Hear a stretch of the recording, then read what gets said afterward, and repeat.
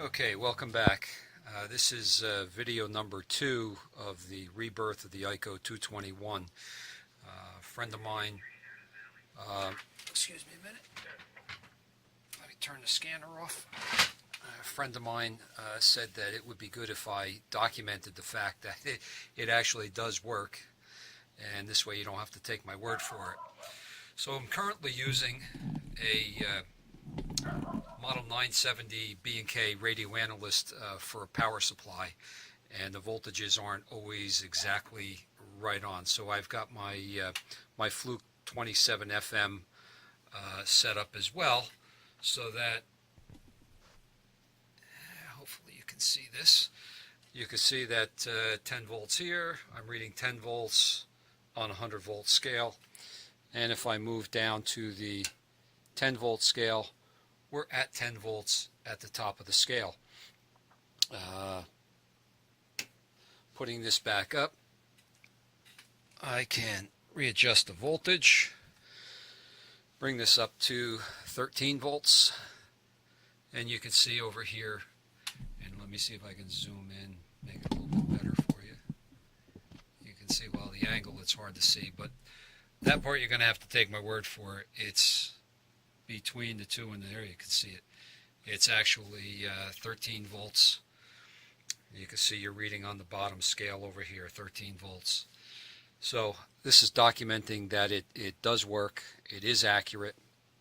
And a couple other things I wanted to go over while I'm here was the fact that the Eico model 214 VTVM also has the same schematic and wiring, just a different layout.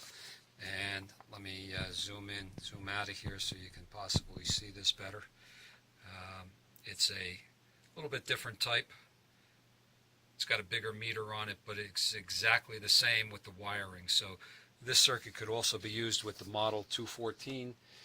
And the other thing I wanted to go over, I explained to you before that this was the LM310 that was supposed to be used in the circuit, but being what I am, I only had the 312,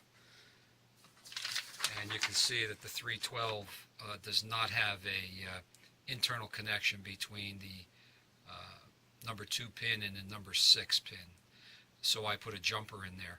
One of the things I do have to document, though, is when I was having problems with the calibration, I found that I had to change the DC calibration pots and the ohms adjust pots from 1K pots to 10K.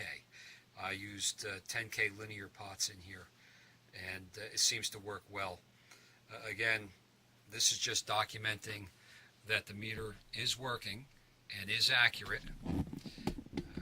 I've got limited camera ability here, but I am trying to make this so that you can see for yourself. Let's go all the way up. This is 16.5 volts, as you can see, and on the Eico you're at 16, just a little bit over. From my angle, it's a little bit over 16. So the accuracy of the meter on DC is plus or minus 3%. AC, it's plus or minus 5%. So the meter is working within its accuracy specs as it was produced back in 1953. If you have any other questions, again, this was the second part of the article, Rebirth of the Eico 221. I'm not the engineer. You can see that this was W5 VTJ's article from the 1973 Radio Amateurs February 1986 edition. Again, this was available free online as a download. Good luck to everybody.